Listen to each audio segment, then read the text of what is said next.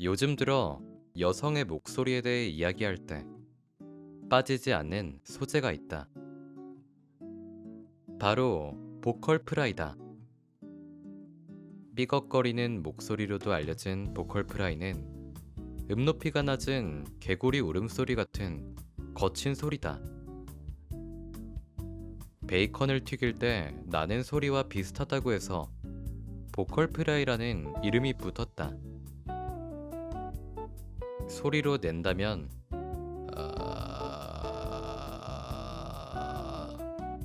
하는 소리라고 할 수 있겠다. 젊은 여성들이 이런 소리를 많이 내는 현상에 과학자들이 처음 주목하게 된 것은 개간 학술지 아메리칸 스피치 2010년 가을호에 실린 한 논문 때문이었다. 그 후 이 현상에 대한 긍정적, 부정적 언론 보도가 줄을 이었다. 유명한 언어학 웹사이트 랭귀지 로그의 운영자이자 교수인 마크 리버먼은 대중매체의 보컬 프라이 관련 보도를 세밀하게 분석했다. 이 분석 내용에는 NPR, 미국 공영 라디오 방송에서 This American Life 라는 프로그램을 진행하는 아이라 글래스가 자신의 프로그램에 출연하는 젊은 여성들의 발음에 대해 불평하는 메일을 수도 없이 받고 있다는 내용도 있다. 글래스는 청취자들은 보컬 프라이에 대해 불만이 많아요 라며 다음과 같이 말했다. 그동안 청취자들로부터 받은 메일 중에서 가장 화난 이메일이었어요. 메일을 보낸 사람들은 출연자들의 목소리가 견딜 수 없을 정도로 거슬리고 짜증이 날 정도로 사춘기 아이 목소리 같고 짜증을 넘어서 무슨 말인지 알아들을 수도 없으며 너무 불편하다고 했어요. 이런 반응은 NPR 청취자들만 보인 것이 아니었다. 보컬 프라이가 말하는 사람에게 미치는 사회학적 악영향에 대한 논문들도 발표되기 시작했다. 보컬 프라이는 머뭇거리고 비공격적이고 격식이 없는 말투를 만든다는 내용이었다. 또한 듣는 사람에게 짜증을 유발하기 때문에 젊은 여성의 성공을 방해할 수 있는 분석도 나왔다. 그럼에도 보컬 프라이는 마치 전염병처럼 계속 확산되고 있다. 이런 발성 스타일이 매우 전염성이 강하다는 사실을 처음 알게 된 것은 몇 년 전 톰 울프의 필사의 도전을 읽고 나서다. 이 책은 미국 공군 파일럿 중에서 선발된 최초의 나사 우주비행사들의 훈련 과정을 담은 책이다. 1947년에 음속을 최초로 돌파한 비행사로 유명한 척 예거도 포함돼 있었다. 웨스트 버지니아 탄광촌에서 태어난 예거는 늘 특유의 서두르지 않는 느린 말투로 침착하게 교신을 했고 동료 조종사들은 예거의 말투를 따라하지 않을 수 없었다. 울프는 이 책에서 언제부턴가 전투기 조종사들과 미국 민간 항공기 조종사들은 예거의 이런 웨스트 버지니아식 느린 말투를 따라하게 됐다. 이런 말투를 쓰는 것이 비행기에서 교신을 할 때 가장 유리했기 때문이다 라고 말했다. 현재 북아메리카의 상용 항공기 남성 조종사들은 자신이 어디서 태어났든 모두 이런 느린 말투를 쓰고 있다. 비행기 조종석에서 가장 의사전달이 잘 되는 말투이기 때문이다. 미국 항공운송협회 안전담당 국장으로 일했던 톰 페리어는 최근 이런 예거 말투에 얽힌 추억을 블로그에 올렸다. 페리어에 따르면 대부분 조종사들은 매우 급박한 상황에서도 이런 말투를 사용하고 있다. 조종사들의 이런 말투는 라과디아 공항에서 이륙한 비행기가 엔진 고장으로 허드슨강에 비상 착륙하던 상황에서의 기장 체슬리 썰렌버거의 목소리를 들을 수 있다. 유튜브에 올라와 있는 당시의 조종실 상황 동영상을 보면 4분 동안 이어진 급박한 상황에서도 셀렌버거의 목소리는 간결하면서 약간 느린 저음을 유지했다는 것을 알 수 있다. 전형적인 예거 말투다. 카다시안 가족 따라잡기로 스타가 된 킴 카다시안이 보컬 프라이 확산에 결정적인 역할을 했다고 보고 있다. 보컬 프라이 확산에 대한 연구 결과들은 이 프로그램의 시청률이 절정에 이른 시점인 2010년에 나오기 시작했다. 킴 카다시안의 인기가 최고로 이른 시점과 보컬 프라이의 확산 시점이 일치하는 것은 카다시안이 두드러지는 보컬 프라이 목소리를 계속 내는 보컬 프라이의 전염병의 영번 확진자라는 확신을 갖게 한다. 하지만 카다시안의 말투가 왜 그렇게 전파력이 강한지 정확하게 파악하지 못하고 있다. 대중이 유명한 사람의 행동을 모방하기는 하지만 이런 모방은 대부분 짧은 유행으로 끝나기 마련인데 카다시안의 말투는 일시적인 유행에 그치지 않고 있다.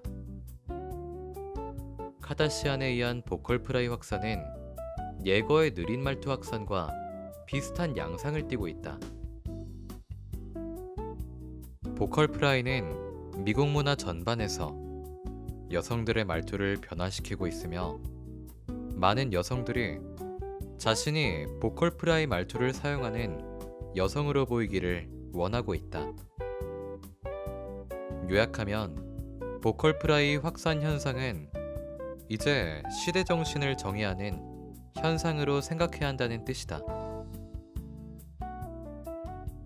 하지만 보컬 프라이 확산 현상이 현재 여성들, 그 여성들이 느끼는 것과 보여주고 싶은 것에 대해 우리에게 말해주는 더 큰 진실은 무엇일까? 앞에서 보컬 프라이에 대해 내가 한 설명은 보컬 프라이가 목소리를 삐걱대게 만들고 운율을 없애 말에서 감정을 제거한다는 것이었다. 킴 카다시안이 딱 그렇게 보컬 프라이를 이용한다. 카다시안의 진한 화장, 가면을 쓴 것 같은 얼굴, 단조로운 목소리 톤은 권태로 인한 무관심을 드러낸다. 이런 이미지의 부유함 덕분에 일상적인 걱정이 없는, 따라서 감정도 없는 스타로서 브랜드를 강화한다.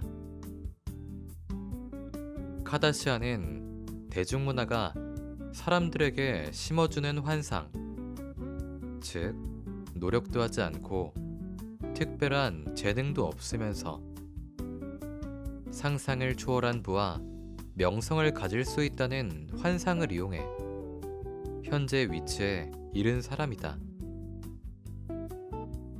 처음에 나는 아무 걱정이 없는 평온한 카다시안의 삶을 부러워하는 팬들이 그녀의 태도를 흉내내기 시작했고, 이들은 최소한 그녀의 목소리처럼 강단있는 목소리를 내고 싶어 하기 때문에 보컬 프라이가 확산되고 있다고 생각했다.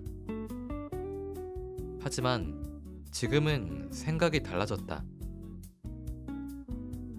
2016년 미국 대선과 그 직후의 미투 운동 확산으로 여성들의 보컬 프라이 목소리 사용이 매우 다른 양상을 띠기 시작했다고 생각한다. 보컬 프라이 목소리, 인간이 낼 수 있는 가장 낮은 음높이의 소리는 낮은 목소리를 내면서 대화를 지배하는 남성과 동등하게 목소리를 내기 위한 목소리라고 생각한다. 사실 이런 측면에서 본다면 보컬 프라이는 부분적으로만 효과가 있다. 보컬 프라이는 목소리의 크기도 줄이기 때문에 맨스플레인을 하는 남성의 목소리를 누르는데 거의 도움이 안 된다. 하지만 이런 단점은 우리의 DNA에 각인된 또 다른 메시지에 의해 극복된다. 보컬 프라이 목소리는 인간이 아닌 동물이 적을 쫓거나 적과 싸울 때 사용하는 같은 후두 근육들에 의해 만들어진다. 이 후두 근육은 폐에서 나오는 공기가 퍽퍽한 소리를 낼 수 있도록 성대를 경직시키는 근육이다. 보컬 프라이는 말 그대로 으르렁 거리는 것이다. 보컬 프라이는 여자가 으르렁 거리는 걸 들어볼래? 정도에서 그치는 것이 아니다. 보컬 프라이는 그보다 훨씬 강력한 신호다. 으르렁거리는 것은 극적인 효과가 있다.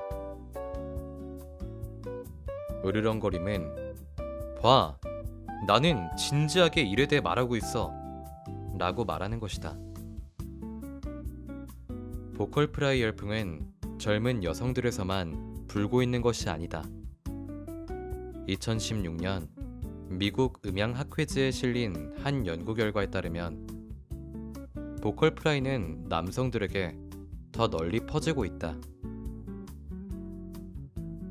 남성의 입술에서는 원래 낮고 깊은 운율이 없는 목소리가 나오기 때문에 보컬 프라이 발성이 바로 눈에 띄지 않을 뿐이라는 분석이다. 그럴 수 있다는 생각이 든다.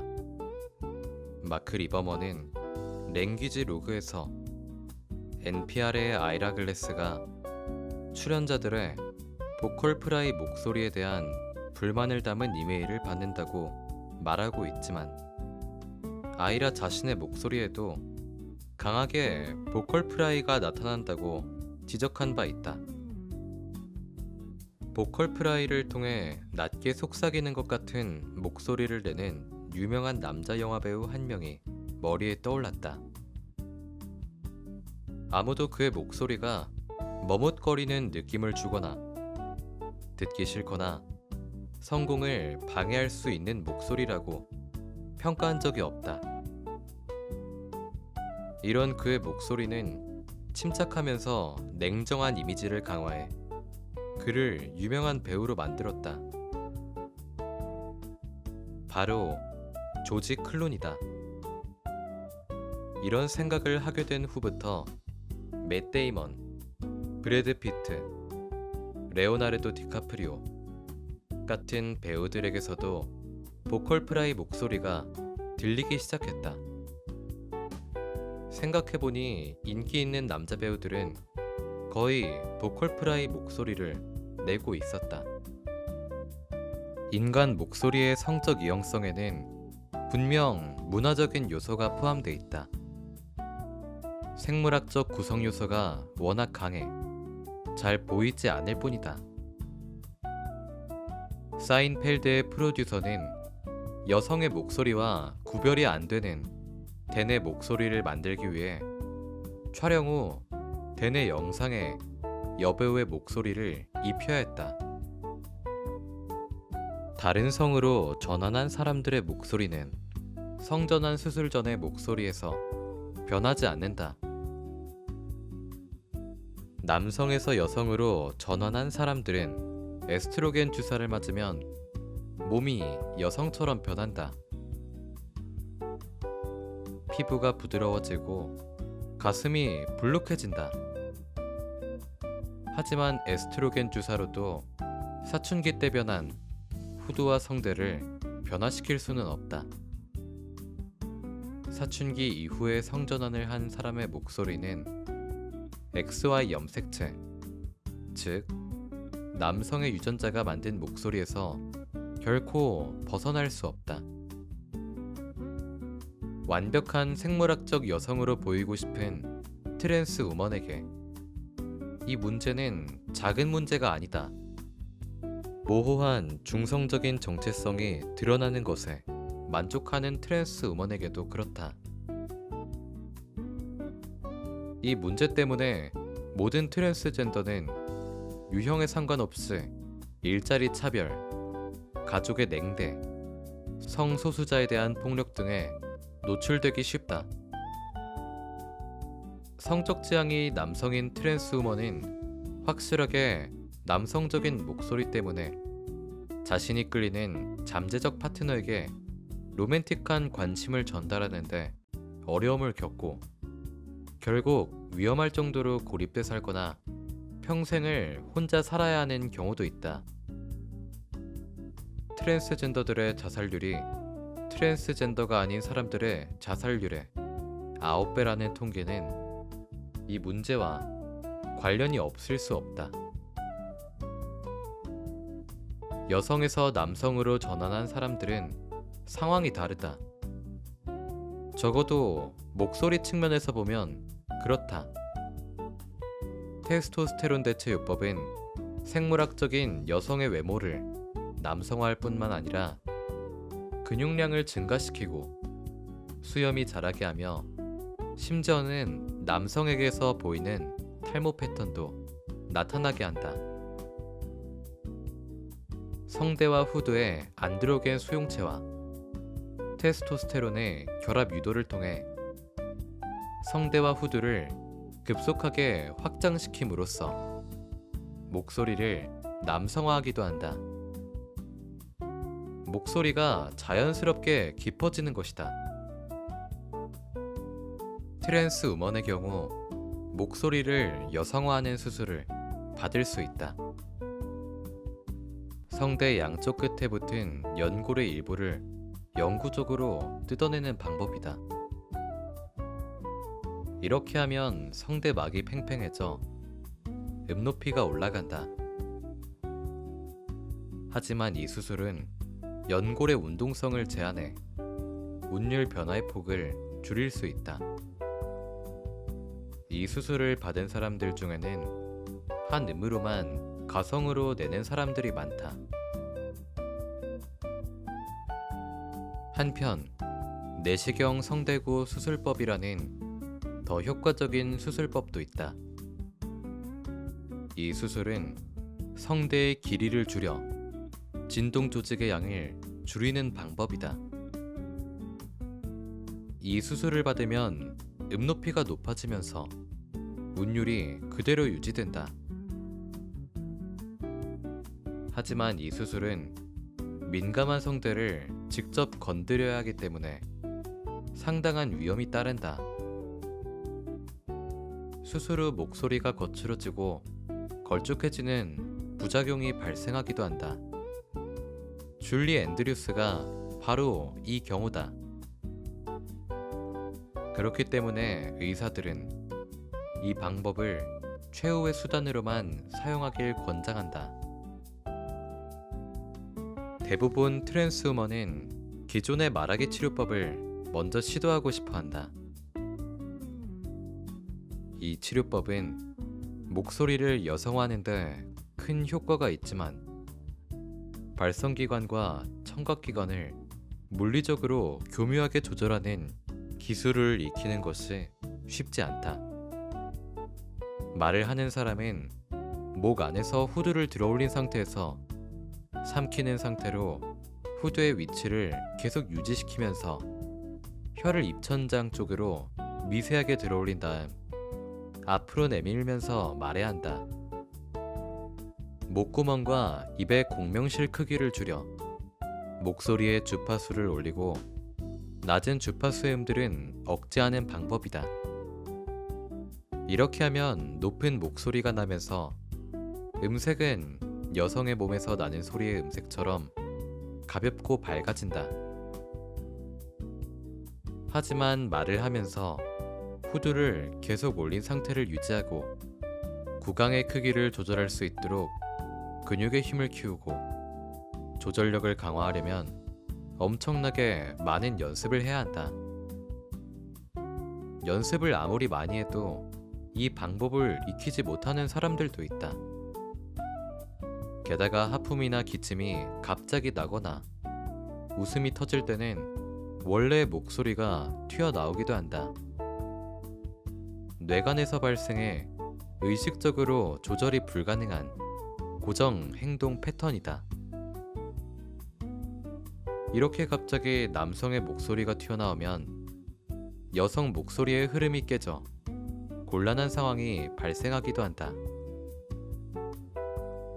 트랜스젠더의 목소리를 훈련시키는 사람들도 확실하게 여성의 목소리를 내기 위해서는 높이와 음색에만 신경 쓰는 것으로는 부족하다고 말한다. 문화의 영향을 받아서 그렇든 여성은 남성과는 약간 다른 운율을 사용하면서 말을 한다. 남성의 목소리를 여성화하려면 모든 말소리가 흐르도록 만들어야 한다. 남성 특유의 들쭉날쭉하고 각이진 발성을 없애려면 음소들 사이의 전환이 더 자연스럽게 이루어져야 하고 갑작스럽게 높이를 크게 변화시키지 않아야 한다. 확연히 구분되는 남성 목소리와 여성 목소리 외에도 인간에게는 또 다른 성 정체성을 나타내는 제3의 목소리가 있다. 이른바 게이 목소리다. 이게 무슨 말인지 잘 모르겠으면 퀴어 아이라는 TV 드라마에 나오는 화려한 배우들의 목소리를 들어보길 바란다. 우리나라로 예를 들자면 홍석천이 있겠다. 게이 목소리의 특징을 분석한 언어학자들에 따르면 이 목소리는 음높이 변화가 크고 모음을 과장하며 스 소리와 즈 소리를 높은 음높이로 씩씩대면서 길게 내는 소리다. 물론 게이 남자라고 해서 모두 이런 식으로 말하는 것은 아니고 이런 식으로 말하는 사람이 모두 게이 남자는 아니지만 이런 게이 목소리의 특징과 동성에 대한 성적 재앙 사이의 상관관계는 매우 강하기 때문에 이런 목소리를 듣는 사람은 목소리만으로 말하는 사람이 동성애자라는 것을 80%의 정확도로 예측할 수 있다. 남성의 게이 목소리에 상응하는 레즈비언 목소리도 있다. 하지만 레즈비언 목소리는 음향학적인 정의가 정교하지 않다.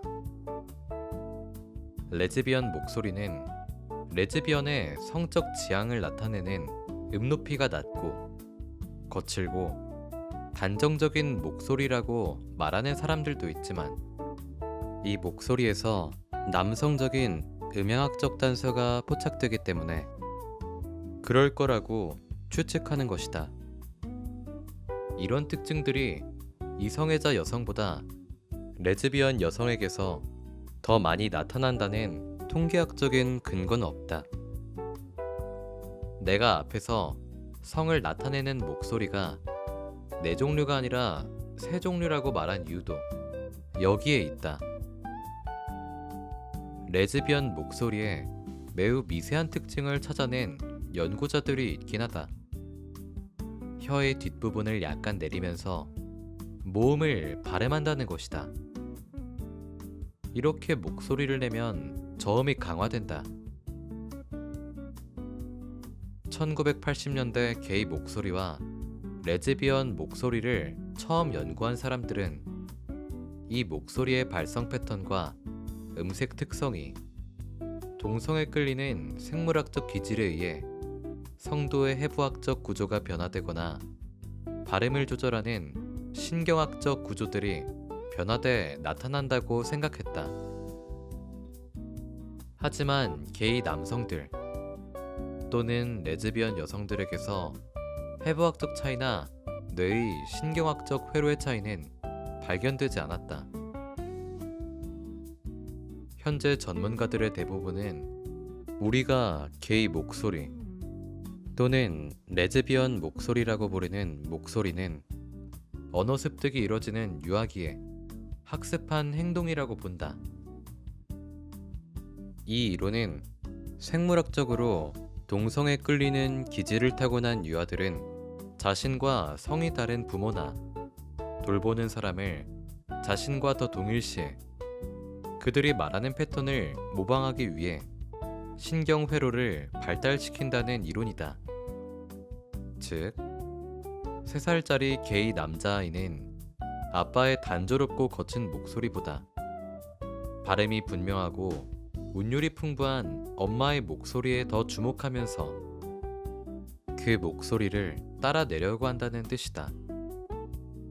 반면 레즈비언 여자아이는 아빠의 낮은 목소리를 따라내면서 구강 안쪽에서 나는 낮은 음높이의 모음을 과장해서 발음함으로써 목소리의 전체적인 음높이를 낮춘다.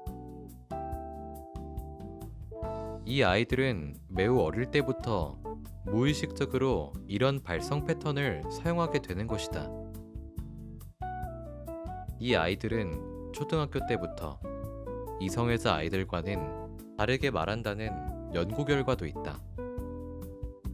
물론 사춘기 때까지 이런 패턴이 나타나지 않는 아이들도 있다.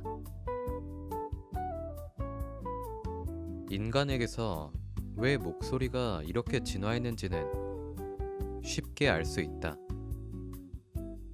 동성에 대한 성적 끌림은 몸으로 드러나지 않으므로 몸의 유형, 머리색, 피부색, 얼굴 등을 봐서는 누가 게이인지 알 수 없다. 자신과 같은 성적 지향성을 가진 사람들에게 자신이 동성애자라는 것을 알릴 수 있는 매우 유용한 수단이 목소리이기 때문이다. 하지만 동성에 대한 끌림을 강하게 나타내는 목소리는 차별을 유발할 수 있는 가장 강력한 요소이기도 하다. 게이 남성들 대부분이 어릴 때는 말투가 계집애 같다고 놀림을 받고 어른이 돼서는 그 말투 때문에 위협을 당하거나 폭행을 당한 경험이 있다고 말한다. 이런 동성애 혐오증이 몸에 배 자신의 목소리든 남의 목소리든 게이 목소리를 증오하게 되는 사람들도 있다. 영화감독 데이비드 소프는 내 목소리가 게이 목소리 같나요? 라는 다큐멘터리에서 자신의 게이 친구들의 목소리가 얼간이들이 징징대는 소리처럼 들린다고 묘사하면서 자신도 목소리 때문에 특별한 종류의 인간으로 낙인이 찍히고 있다고 말했다. 소프는 목소리 때문에 사람들이 자신을 지속적인 관계를 추구하는 30대 싱글 남자로 보지 않고 파티에 열광하는 경박한 인간으로 본다고 말했다. 소프가 음성병리학자를 찾아가자 음성병리학자는 소프에게 노래하는 것 같은 운율을 적게 사용하고 혀를 입의 앞쪽으로 더 내밀면서 모음을 발음하고 비음을 적게 내고 치차름을 낼 때 쉿쉿 소리를 적게 내고 10대 여자 아이들처럼 모든 문장의 끝을 올려 의문문처럼 들리게 하지 말라고 충고한다. 소프는 열심히 노력한다.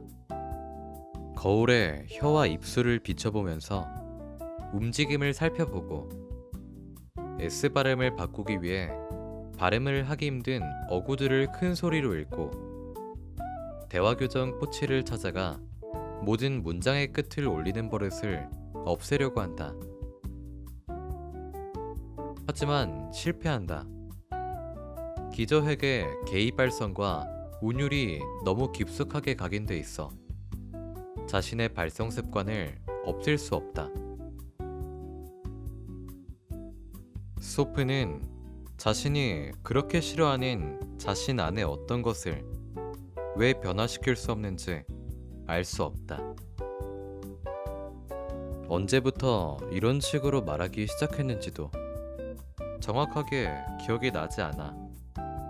가족과 어릴 적 친구들에게 언제 자신의 말투가 다르다는 것을 알게 됐는지 물어본다. 이들은 소프의 게이 목소리가 대학생 때부터 나오기 시작했다고 한다. 특히 이 시기는 소프가 게이라는 것을 커밍아웃한 때다. 다큐멘터리의 끝부분에서 소프는 자신의 목소리를 바꿀 수 없다는 것을 깨닫고 그냥 게이 목소리로 살기로 한다. 하지만 마음이 불편하다. 스탠디업 코미디언 가이 브레넘은 개인 해방운동의 일환으로 자신의 전형적인 게이 말투를 바꾸지 않겠다고 공언했지만 자신이 밝은 깃털이라고 부르는 게이 목소리에 대해 소프 같은 남자들이 느끼는 두려움과 혐오감도 이해한다. 브레넘은 2018년에 낸 회고록 여신으로 산 내 인생에서 우리는 사냥감이다. 밝은 깃털 때문에 죽을 수 있는 사냥감이다. 라고 말했다. 이성애자든 게이든 레즈비언이든 양성애자든 트랜스젠더든 성적으로 흥분하면 목소리에 확실한 변화가 나타난다. 그 이유는 성도가 성기와 매우 비슷한 방식으로 움직인다는 데 있다. 성 반응 주기가 시작될 때는 질의 점막처럼 생긴 후두의 점막이 윤활액을 분비해 성대를 끈적끈적한 점액으로 감싸 성대가 공기의 흐름을 조각내는 속도를 느리게 함으로써 남성과 여성 모두에게서 숨소리가 섞인 허스키한 목소리가 나온다는 뜻이다. 이렇게 되면 높이 조절도 어려워진다. 심장을 콩닥콩닥 뛰게 만드는 상대를 만나 성적으로 흥분했을 때 목소리가 이상하게 나오는 이유도 여기에 있다. 한편 이 과정이 진행될 때는 목구멍과 혀의 조직들도 남성의 음경과 여성의 외음부가 부풀어 오르듯이 부풀어 올라 성도 내 공명실의 벽이 부드러워지고 그 결과로 높은 배음들이 공명실 벽에 흡수되고 약화돼 목소리가 매끄러워진다.